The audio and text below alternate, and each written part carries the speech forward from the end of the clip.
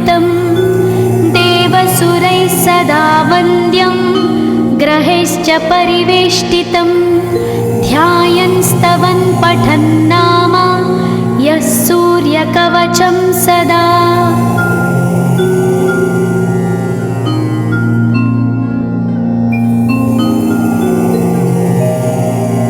कवचं गृणिः पातु शिरोदेशं सूर्यः पालं च पातु मे आदित्यो लोचने पातु श्रुतिपातः प्रभाकरः घ्राणं पातु सदा भानो अर्क पातु तथा।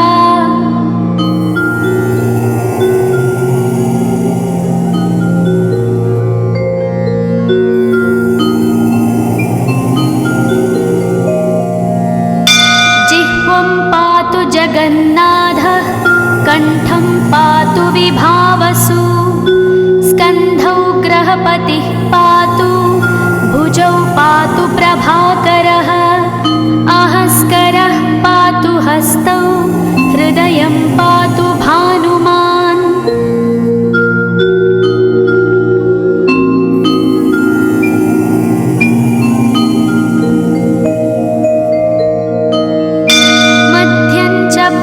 सप्ताश्वो नाभिं पातु नभोमणिः द्वादशात्मा कटिं पातु सविता पातु सक्तिनी ऊरू पातु सुरश्रेष्ठो जानुनी पातु भास्करः जङ्घे पातु च मार्ताण्डो गुल्फौ पातु त्विषाम्पतिः।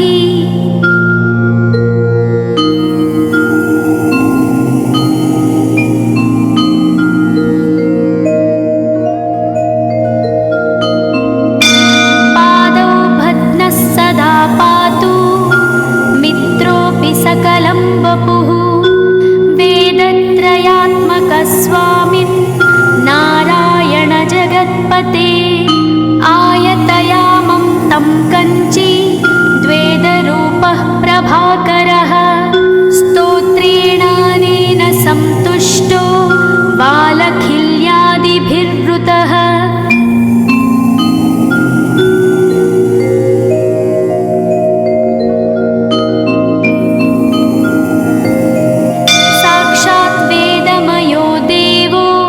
रथारूढः समागतः तं दृष्ट्या सहस्तोत्थाय दण्डवत् प्रणमन् भुवि कृताञ्जलिपुटो भूत्वा सूर्यस्याग्रे स्तुवत्तदा वेदमूर्तिः महाभागो ज्ञानदृष्टिर्विचार्य च ब्रह्मणा स्थापितं पूर्वं यथा यमाविवर्जितम्।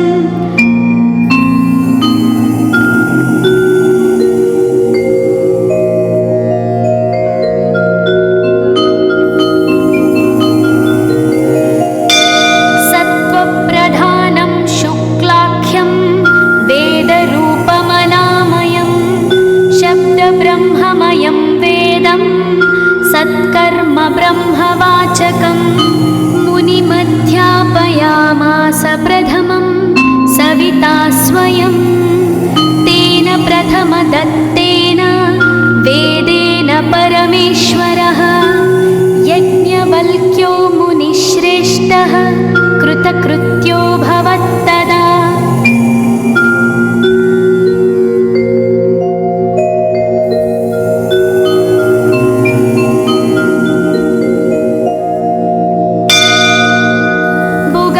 सकलान् वेदान् ज्ञातवान् सूर्यसन्निधौ इदं स्तोत्रं महापुण्यं पवित्रं पापनाशनं यः पठेच्छृणुयाद्वापि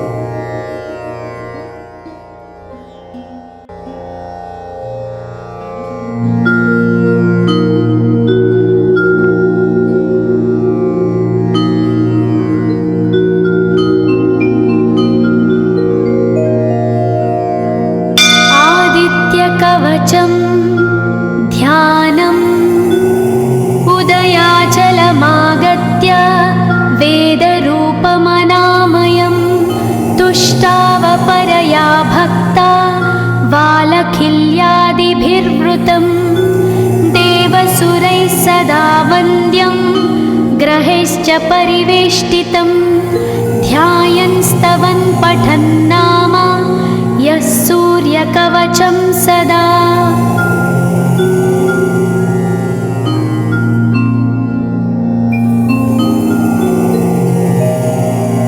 कवचं गृणिः पातु शिरोदेशं सूर्यः पालं च पातु मे आदित्यो लोचने पातु श्रुतिपातः प्रभाकरः घ्राणं पातु सदा भानो अर्क पातु तथा।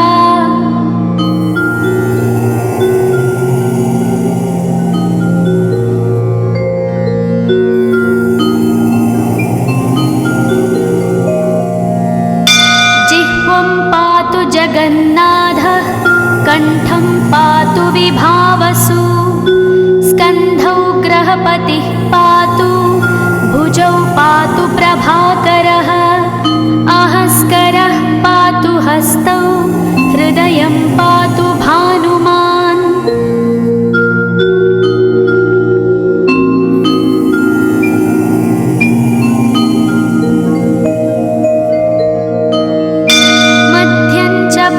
सप्ताश्वो नाभिं पातु नभोमणिः द्वादशात्मा कटिं पातु सविता पातु सक्तिनी ऊरू पातु सुरश्रेष्ठो जानुनी पातु भास्करः जङ्घे पातु च मार्ताण्डो गुल्फौ पातु त्विषाम्पतिः।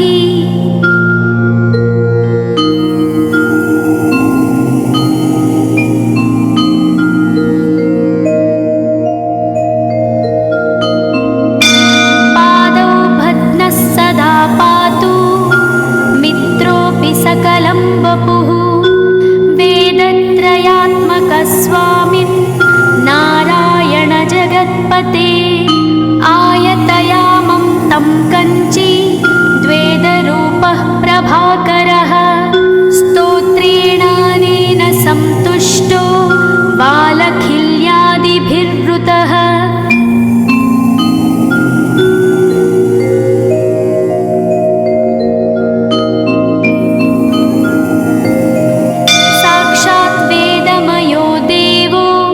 रथारूढः समागतः तं दृष्ट्या सहस्तोत्थाय दण्डवत् प्रणमन् भुवि कृताञ्जलिपुटो भूत्वा सूर्यस्याग्रे स्तुवत्तदा वेदमूर्तिः महाभागो ज्ञानदृष्टिर्विचार्य च ब्रह्मणा स्थापितं पूर्वं यथा यमाविवर्जितम्।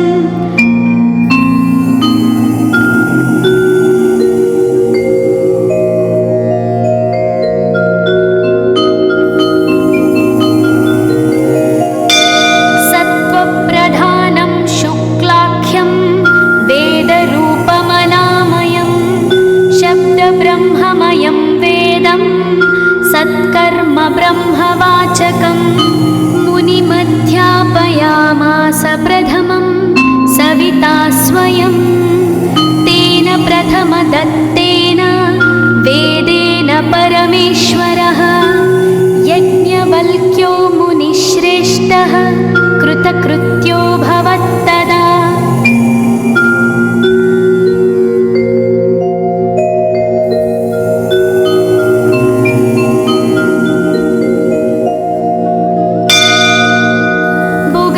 सकलान् वेदान् ज्ञातवान् सूर्यसन्निधौ इदं स्तोत्रं महापुण्यं पवित्रं पापनाशनं यः पठेच्छृणुयाद्वापि सर्वपापैः प्रमुच्यते वेदार्थज्ञानसम्पन्नः सूर्यलोकमवाप्नुयात्।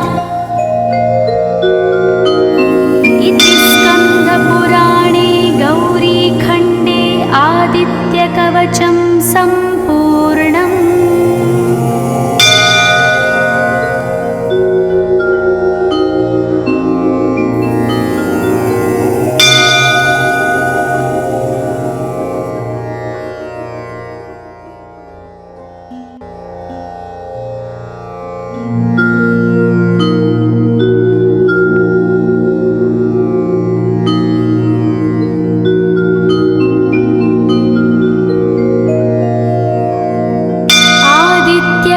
कवचं ध्यानम् उदयाचलमागत्य वेदरूपमनामयं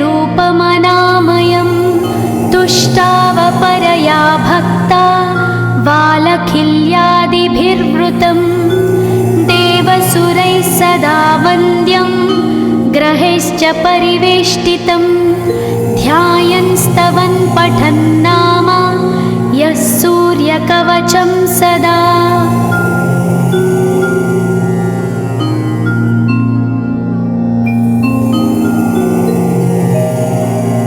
कवचं गृणिः पातु शिरोदेशं सूर्यः पालं च पातु मे आदित्यो लोचने पातु श्रुतिपातः प्रभाकरः घ्राणं पातु सदा भानो अर्क पातु तथा।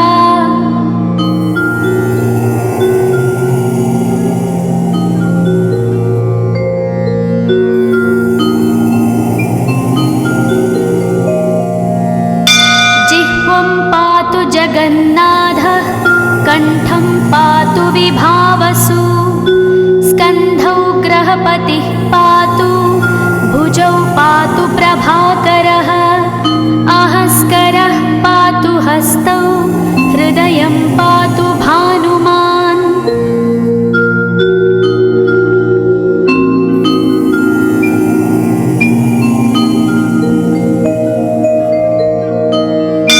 मध्यं च पातु सप्ताश्वो नाभिं पातु नभोमणिः द्वादशात्मा कटिं पातु सविता पातु सक्तिनी ऊरू पातु सुरश्रेष्ठो जानुनी पातु भास्करः जङ्घे पातु च मार्ताण्डो गुल्फौ पातु त्विषाम्पतिः।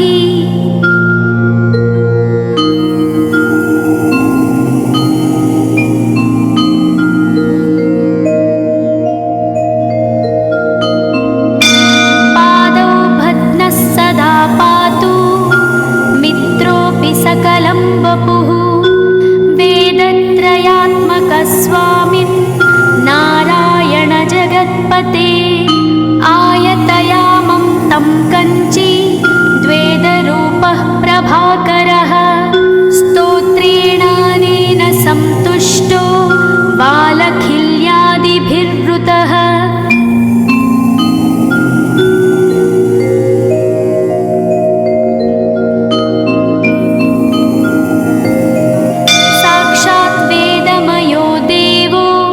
रथारूढः समागतः तं दृष्ट्या सहस्तोत्थाय दण्डवत् प्रणमन् भुवि कृताञ्जलिपुटो भूत्वा सूर्यस्याग्रे स्तुवत्तदा वेदमूर्तिः महाभागो ज्ञानदृष्टिर्विचार्य च ब्रह्मणा स्थापितं पूर्वं यथा यमाविवर्जितम्।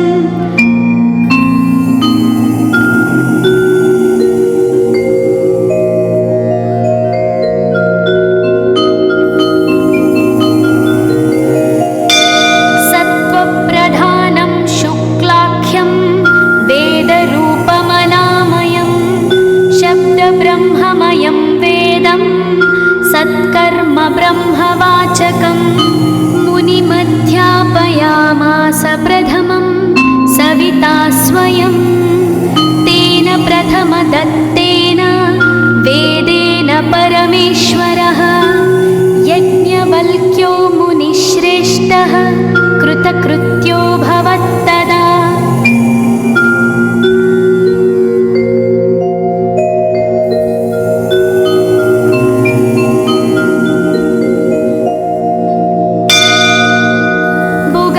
सकलान् वेदान् ज्ञातवान् सूर्यसन्निधौ इदं स्तोत्रं महापुण्यं पवित्रं पापनाशनं यः पठेत् शृणुयात्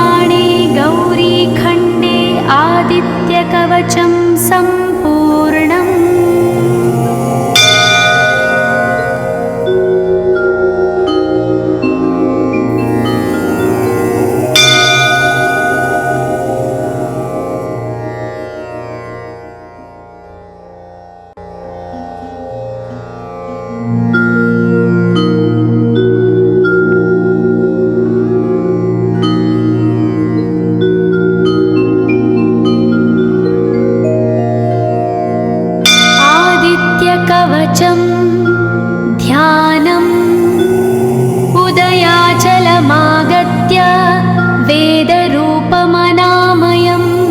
तुष्टावपरया भक्ता वालखिल्यादिभिर्वृतं देवसुरैः सदा वन्द्यं ग्रहैश्च परिवेष्टितं ध्यायन् स्तवन् पठन् नाम यः सूर्यकवचं सदा।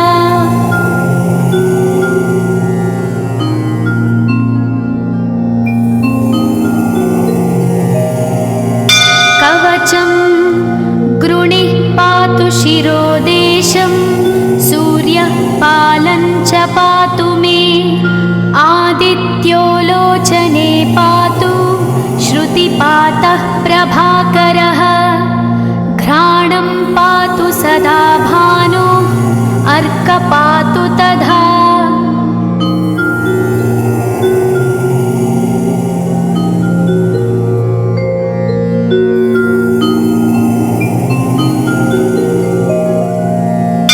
जिह्वं पातु जगन्नाथः कण्ठं पातु विभावसु स्कन्धौ ग्रहपतिः पातु भुजौ पातु प्रभाकरः अहस्करः पातु हस्तौ हृदयं पातु भानुमान्।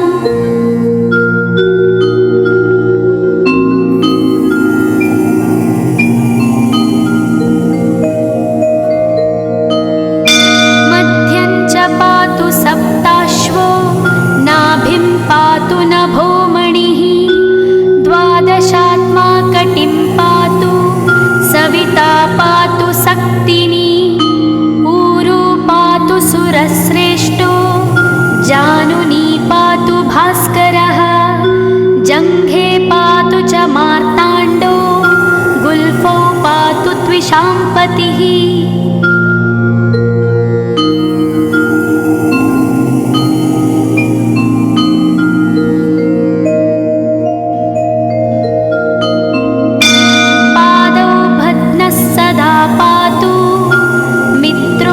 सकलं वपुः वेदत्रयात्मकस्वामिन् नारायण जगत्पते आयतयामं तं कञ्ची द्वेदरूपः प्रभाकरः स्तोत्रेणानेन सन्तुष्टो वालखिल्यादिभिर्वृतः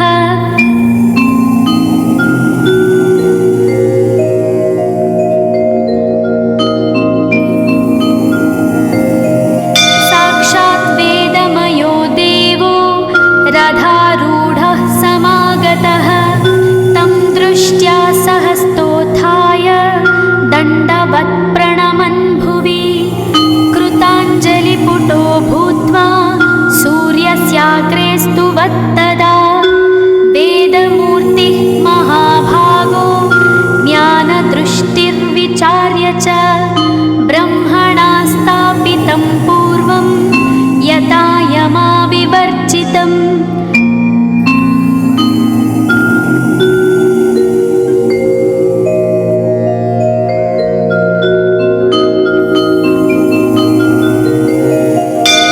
सत्त्वप्रधानं शुक्लाख्यं वेदरूपमनामयं शब्दब्रह्ममयं वेदं सत्कर्म ब्रह्मवाचकं मुनिमध्यापयामास प्रथमं सविता स्वयं तेन प्रथमदत्तेन वेदेन परमेश्वरः यज्ञवल्क्यो मुनिश्रेष्ठः कृतकृत्यो भवत्तदा।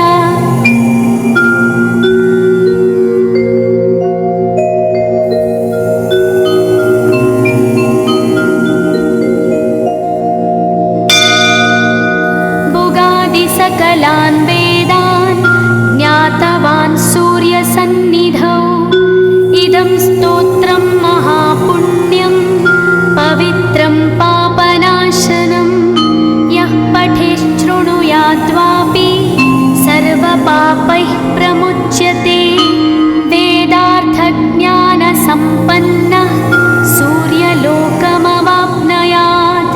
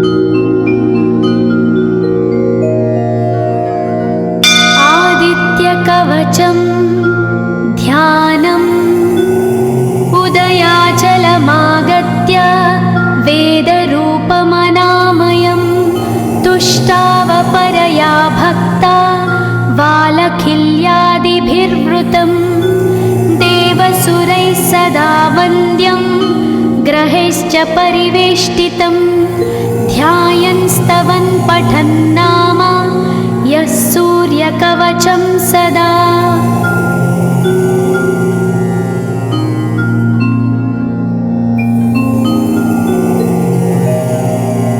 कवचं गृणिः पातु शिरोदेशं सूर्यः पालं च पातु मे आदित्यो लोचने पातु श्रुतिपातः प्रभाकरः घ्राणं पातु सदा भानो अर्क पातु तथा।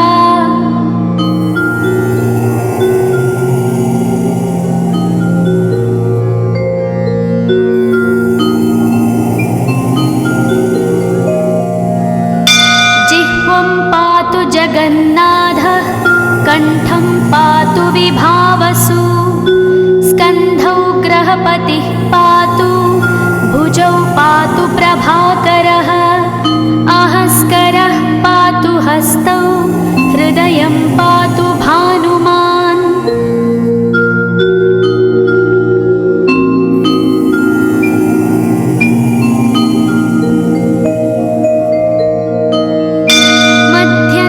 पातु सप्ताश्वो नाभिं पातु नभोमणिः द्वादशात्मा कटिं पातु सविता पातु सक्तिनी ऊरू पातु सुरश्रेष्ठो जानुनी पातु भास्करः जङ्घे पातु च मार्ताण्डो गुल्फौ पातु त्विषाम्पतिः।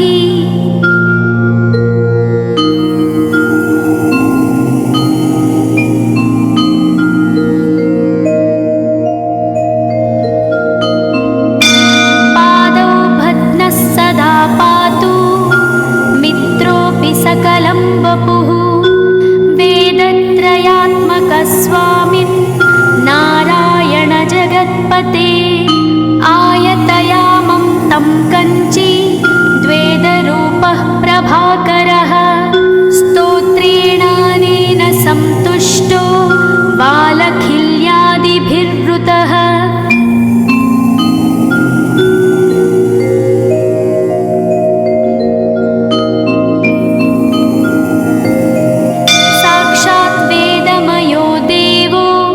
रथारूढः समागतः तं दृष्ट्या सहस्तोत्थाय दण्डवत् प्रणमन् भुवि कृताञ्जलिपुटो भूत्वा सूर्यस्याग्रे स्तुवत्तदा वेदमूर्तिः महाभागो ज्ञानदृष्टिर्विचार्य च ब्रह्मणा स्थापितं पूर्वं यथा यमाविवर्जितम्।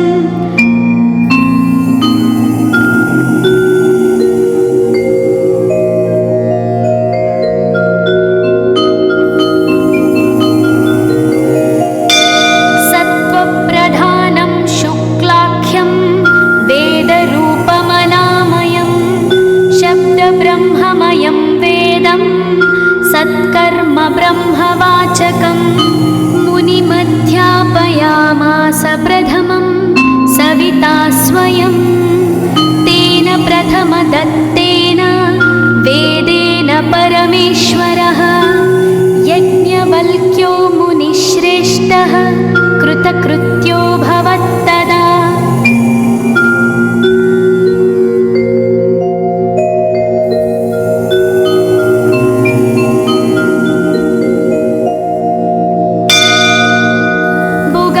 सकलान् वेदान् ज्ञातवान् सूर्यसन्निधौ इदं स्तोत्रं महापुण्यं पवित्रं पापनाशनं यः पठेच्छृणुयाद्वापि सर्वपापैः प्रमुच्यते वेदार्थज्ञानसम्पन्नः सूर्यलोकमवाप्नुयात्। स्कन्दपुराणे गौरीखण्डे आदित्यकवचं सम्पूर्णम्।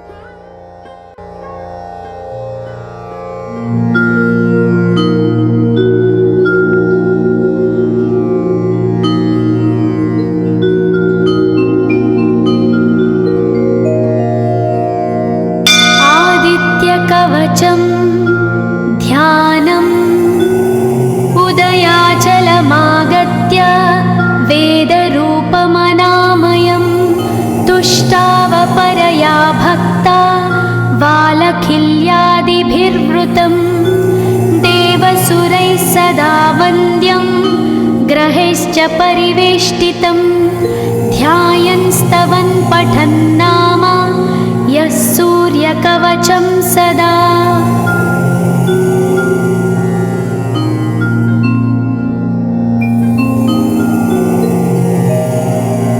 कवचं गृणिः पातु शिरोदेशं सूर्यः पालं च पातु मे आदित्यो लोचने पातु श्रुतिपातः प्रभाकरः घ्राणं पातु सदा भानो अर्क पातु तथा।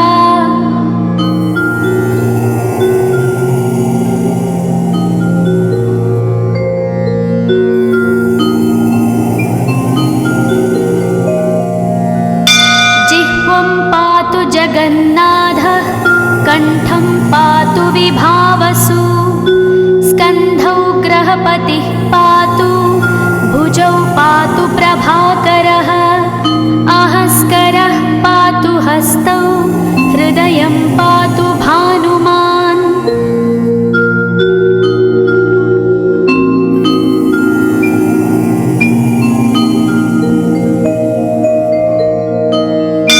मध्यं च पातु सप्ताश्वो नाभिं पातु नभोमणिः द्वादशात्मा कटिं पातु सविता पातु सक्तिनी ऊरू पातु सुरश्रेष्ठो जानुनी पातु भास्करः जङ्घे पातु च मार्ताण्डो गुल्फौ पातु त्विषाम्पतिः।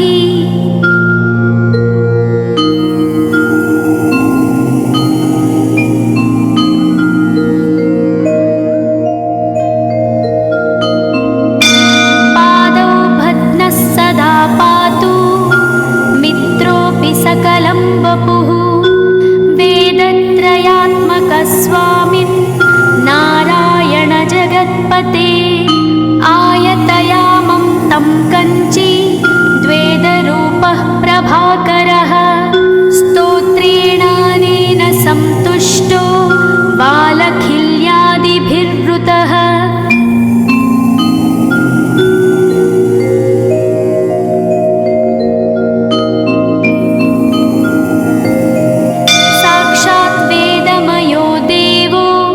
रथारूढः समागतः तं दृष्ट्या सहस्तोत्थाय दण्डवत् प्रणमन् भुवि कृताञ्जलिपुटो भूत्वा सूर्यस्याग्रे स्तुवत्तदा वेदमूर्तिः महाभागो ज्ञानदृष्टिर्विचार्य च ब्रह्मणा स्थापितं पूर्वं यथा यमाविवर्जितम्।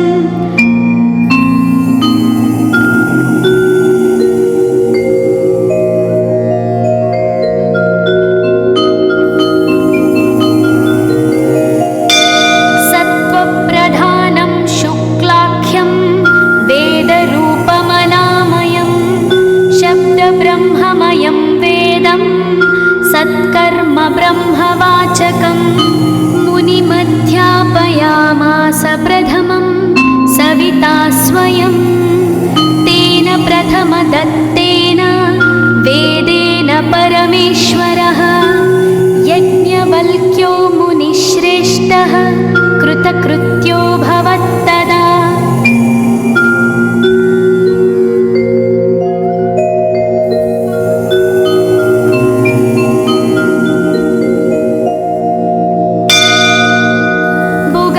सकलान् वेदान् ज्ञातवान् सूर्यसन्निधौ इदं स्तोत्रं महापुण्यं पवित्रं पापनाशनं यः पठेच्छृणुयाद्वापि सर्वपापैः प्रमुच्यते वेदार्थज्ञानसम्पन्नः सूर्यलोकमवाप्नुयात्।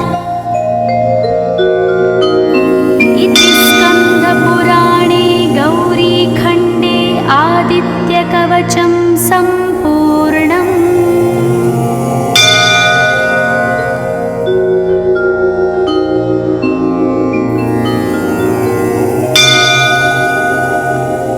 ॐ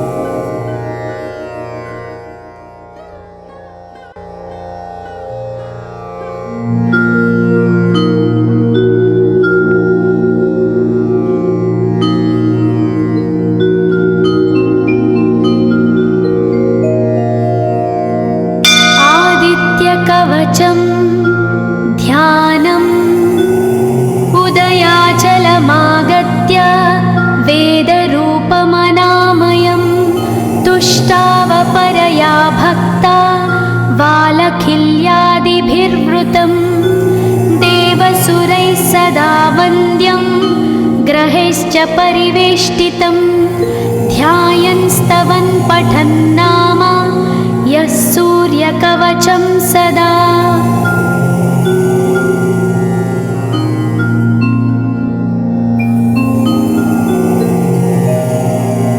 कवचं गृणिः पातु शिरोदेशं सूर्यः पालं च पातु मे आदित्यो लोचने पातु श्रुतिपातः प्रभाकरः घ्राणं पातु सदा भानो अर्कपातु तथा।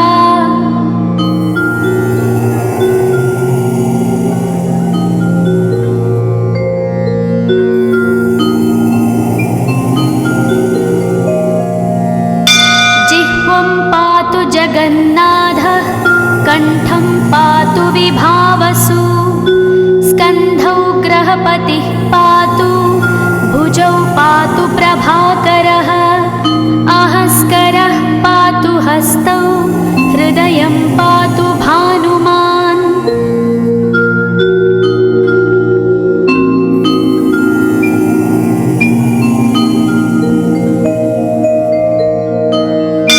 मध्यं च पातु सप्ताश्वो नाभिं पातु नभोमणिः द्वादशात्मा कटिं पातु सविता पातु सक्तिनी ऊरू पातु सुरश्रेष्ठो जानुनी पातु भास्करः जङ्घे पातु च मार्ताण्डो गुल्फौ पातु त्विषाम्पतिः।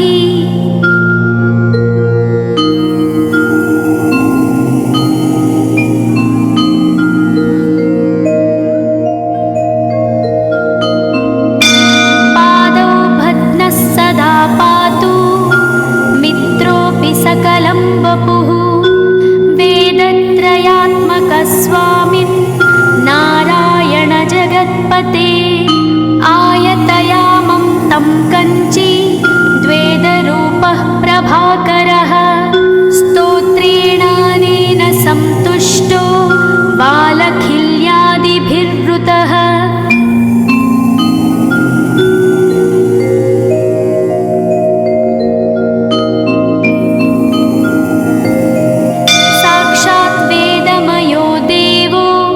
रथारूढः समागतः तं दृष्ट्या सहस्तोत्थाय दण्डवत् प्रणमन् भुवि कृताञ्जलिपुटो भूत्वा सूर्यस्याग्रे स्तुवत्तदा वेदमूर्तिः महाभागो ज्ञानदृष्टिर्विचार्य च ब्रह्मणा स्थापितं पूर्वं यथा यमाविवर्जितम्।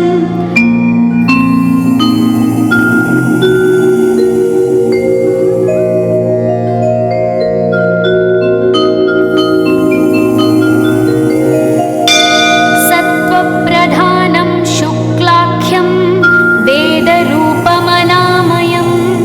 शब्दब्रह्ममयं वेदं सत्कर्म ब्रह्मवाचकम् मुनिमध्यापयामास प्रथमं सविता स्वयं तेन प्रथमदत्तेन वेदेन परमेश्वरः यज्ञवल्क्यो मुनिश्रेष्ठः कृतकृत्यो भवत्तदा।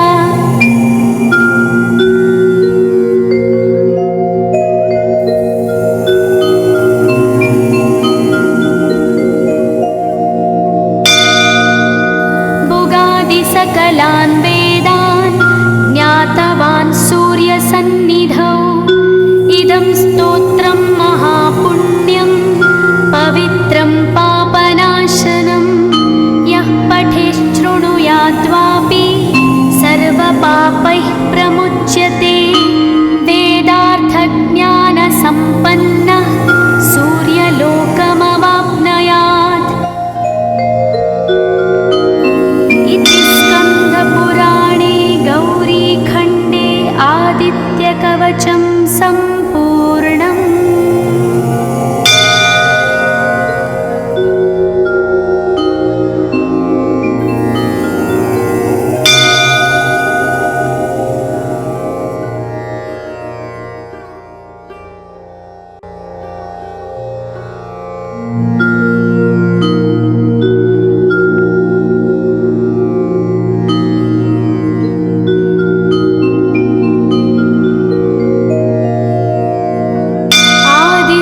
कवचं ध्यानम् उदयाचलमागत्य वेदरूपमनामयं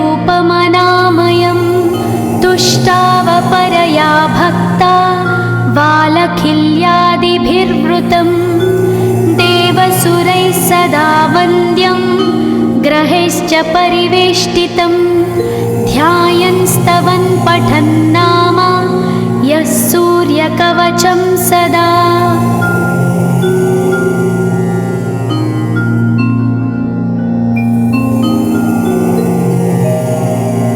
कवचं गृणिः पातु शिरोदेशं सूर्यः पालं च पातु मे आदित्यो लोचने पातु श्रुतिपातः प्रभाकरः घ्राणं पातु सदा भानो अर्कपातु तथा।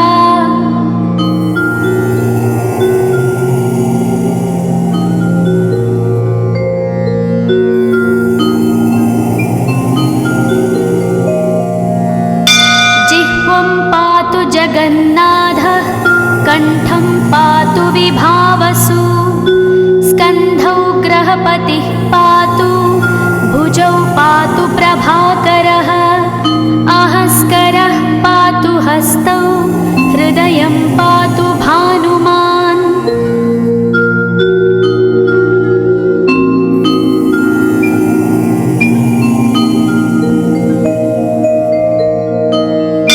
मध्यं च पातु सप्ताश्वो नाभिं पातु नभोमणिः द्वादशात्मा कटिं पातु सविता पातु सक्तिनी ऊरू पातु सुरश्रेष्ठो जानुनी पातु भास्करः जङ्घे पातु च मार्ताण्डो गुल्फौ पातु त्विषाम्पतिः।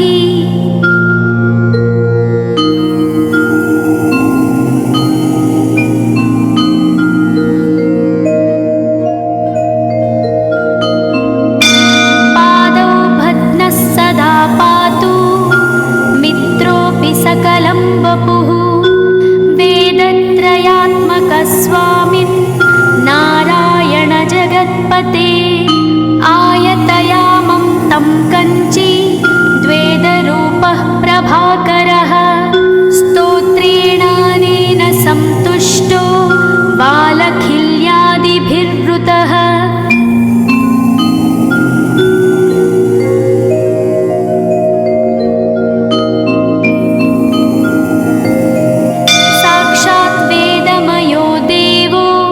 रथारूढः समागतः तं दृष्ट्या सहस्तोत्थाय दण्डवत् प्रणमन् भुवि कृताञ्जलिपुटो भूत्वा सूर्यस्याग्रे स्तुवत्तदा वेदमूर्तिः महाभागो ज्ञानदृष्टिर्विचार्य च ब्रह्मणा स्थापितं पूर्वं यथा यमाविवर्जितम्।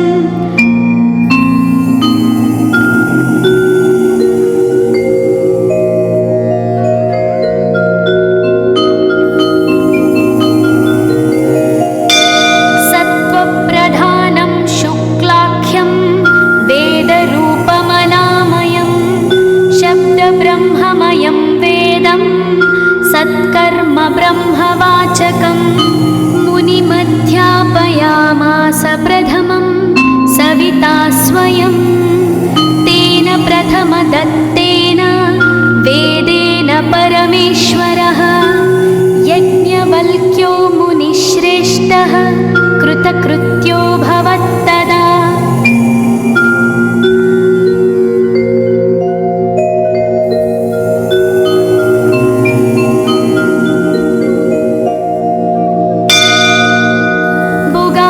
सकलान् वेदान् ज्ञातवान् सूर्यसन्निधौ इदं स्तोत्रं महापुण्यं पवित्रं पापनाशनं यः पठेच्छृणुयात्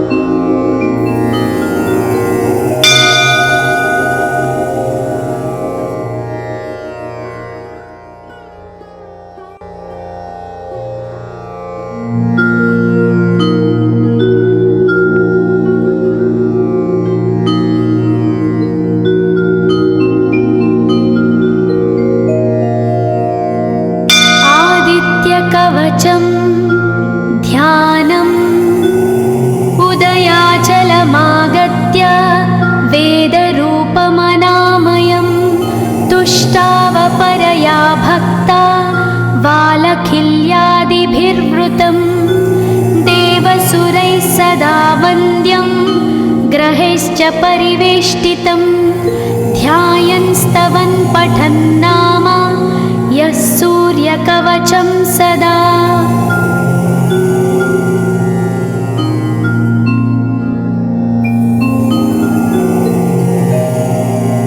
कवचं गृणिः पातु शिरोदेशं सूर्यः पालं च पातु मे आदित्यो लोचने पातु श्रुतिपातः प्रभाकरः घ्राणं पातु सदा भानो अर्क पातु तथा।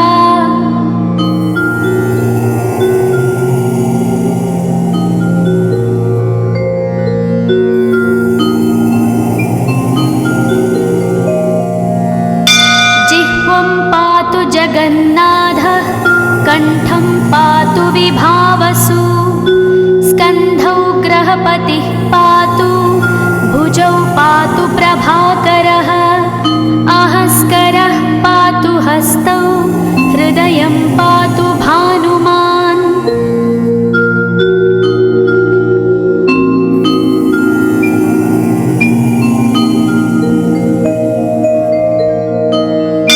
मध्यं च पातु सप्ताश्वो नाभिं पातु नभोमणिः द्वादशात्मा कटिं पातु सविता पातु सक्तिनी ऊरू पातु सुरश्रेष्ठो जानुनी पातु भास्करः जङ्घे पातु च मार्ताण्डो गुल्फौ पातु त्विषाम्पतिः।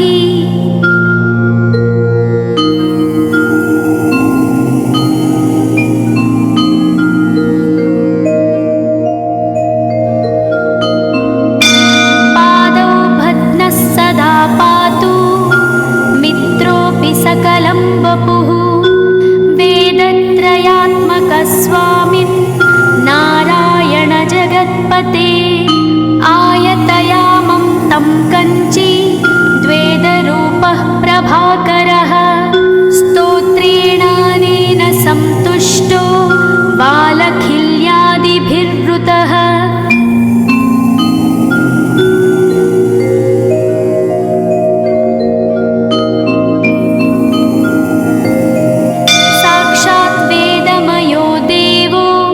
रथारूढः समागतः तं दृष्ट्या सहस्तोत्थाय दण्डवत् प्रणमन् भुवि कृताञ्जलिपुटो भूत्वा सूर्यस्याग्रे स्तुवत्तदा वेदमूर्तिः महाभागो ज्ञानदृष्टिर्विचार्य च ब्रह्मणा स्थापितं पूर्वं यथा यमाविवर्जितम्।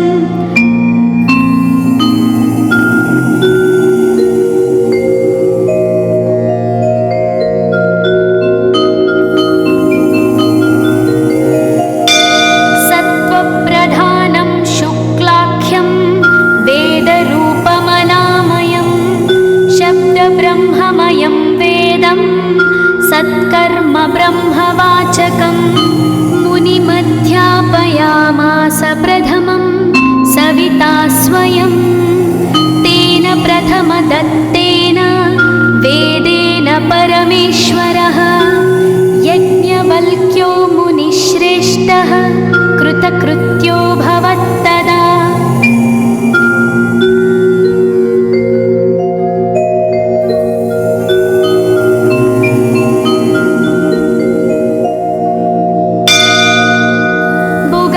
सकलान् वेदान् ज्ञातवान् सूर्यसन्निधौ इदं स्तोत्रं महापुण्यं पवित्रं पापनाशनं यः पठेच्छृणुयाद्वापि सर्वपापैः प्रमुच्यते वेदार्थज्ञानसम्पन्नः सूर्यलोकमवाप्नुयात्।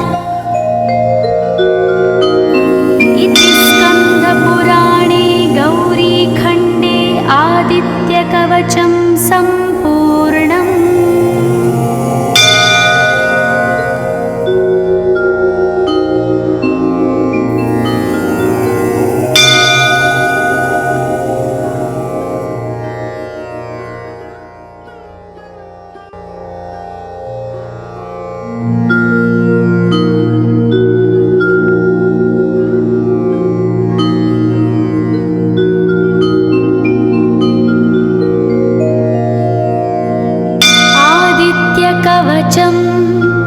ध्यानम् उदयाचलमागत्य वेदरूपमनामयं तुष्टावपरया भक्ता वालखिल्यादिभिर्वृतं देवसुरैः सदा वन्द्यं ग्रहैश्च परिवेष्टितं ध्यायन् स्तवन् पठन् नाम यः सूर्यकवचं सदा।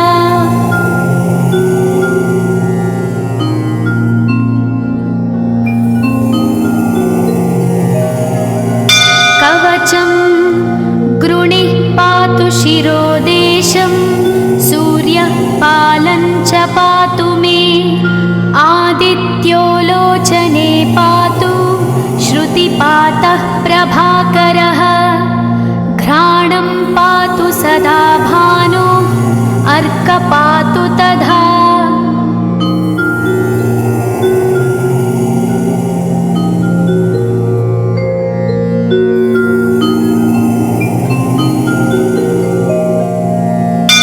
जिह्वं पातु जगन्नाथः कण्ठं पातु विभावसु स्कन्धौ ग्रहपतिः पातु भुजौ पातु प्रभाकरः अहस्करः पातु हस्तौ हृदयं पातु भानुमान्।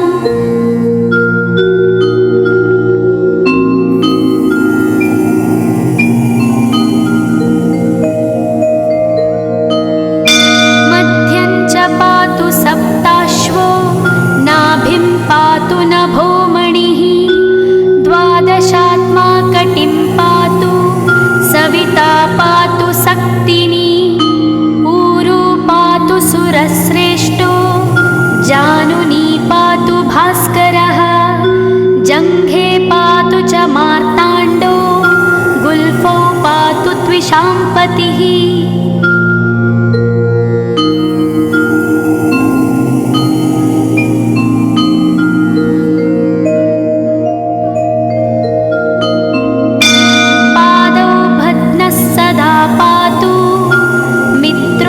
सकलं वपुः वेदत्रयात्मकस्वामिन् नारायण जगत्पते आयतयामं तं कञ्ची द्वेदरूपः प्रभाकरः स्तोत्रेणानेन सन्तुष्टो वालखिल्यादिभिर्वृतः।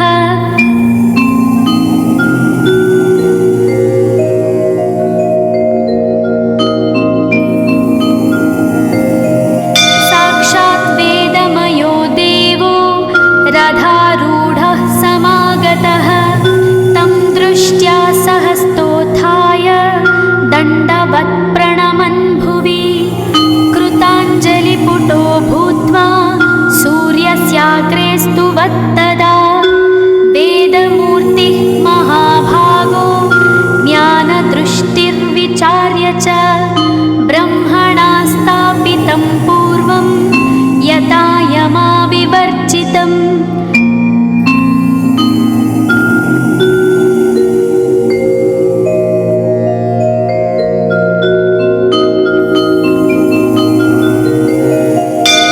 सत्त्वप्रधानं शुक्लाख्यं वेदरूपमनामयं शब्दब्रह्ममयं वेदं सत्कर्म ब्रह्मवाचकम् मुनिमध्यापयामास प्रथमं सविता स्वयं तेन प्रथमदत्तेन वेदेन परमेश्वरः यज्ञवल्क्यो मुनिश्रेष्ठः कृतकृत्यो भवत्तदा।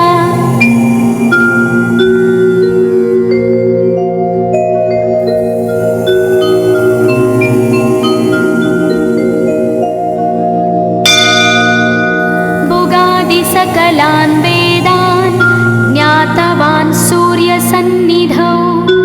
इदं स्तोत्रं महापुण्यं पवित्रं पापनाशनं यः पठेत् शृणुयाद्वापि सर्वपापैः प्रमुच्यते। वेदार्थज्ञानसम्पन्नः सूर्यलोकमवाप्नुयात्। इति स्कन्दपुराणे गौरीखण्डे आदित्यकवचं सम्पूर्णम्।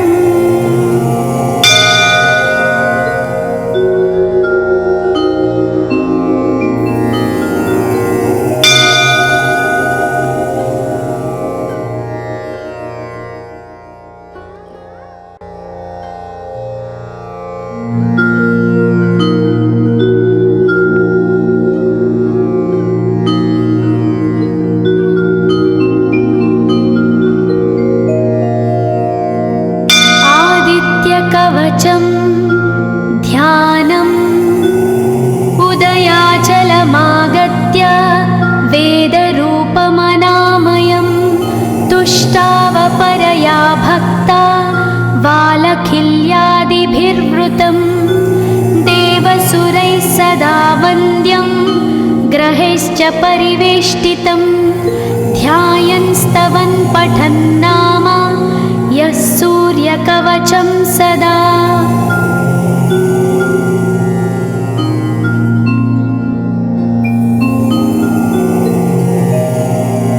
कवचं गृणिः पातु शिरोदेशं सूर्यः पालं च पातु मे। आदित्यो लोचने पातु श्रुतिपातः प्रभाकरः।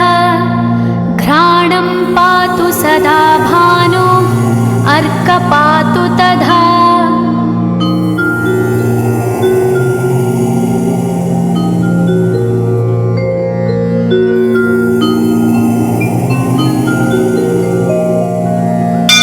जिह्वं पातु जगन्नाथः कण्ठं पातु विभावसु। स्कन्धौ ग्रहपतिः पातु भुजौ पातु प्रभाकरः। अहस्करः पातु हस्तौ हृदयं पातु भानुमान्।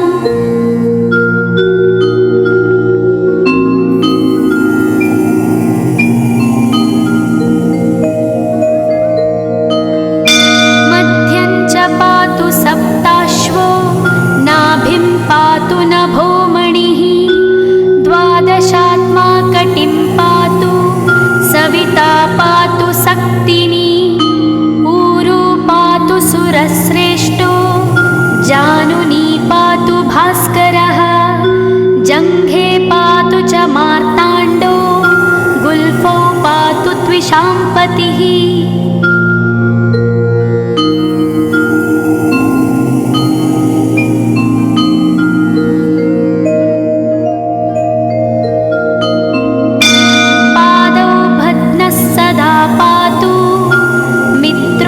सकलं वपुः वेदत्रयात्मकस्वामिन् नारायण जगत्पते। आयतयामं तं कञ्ची द्वेदरूपः प्रभाकरः। स्तोत्रेणानेन सन्तुष्टो वालखिल्यादिभिर्वृतः।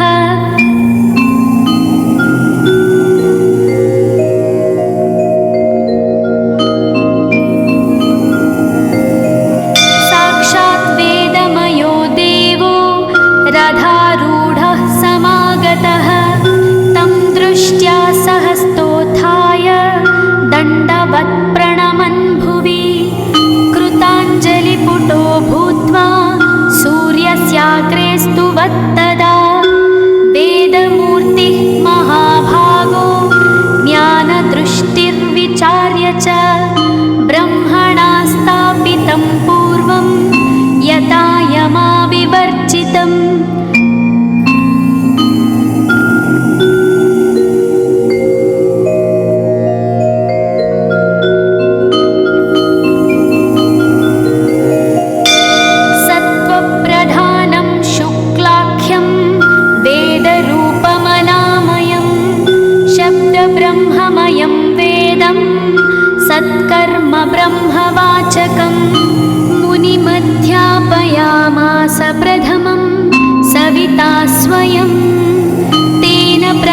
दत्तेन वेदेन परमेश्वरः यज्ञवल्क्यो मुनिश्रेष्ठः कृतकृत्यो भवत्तदा।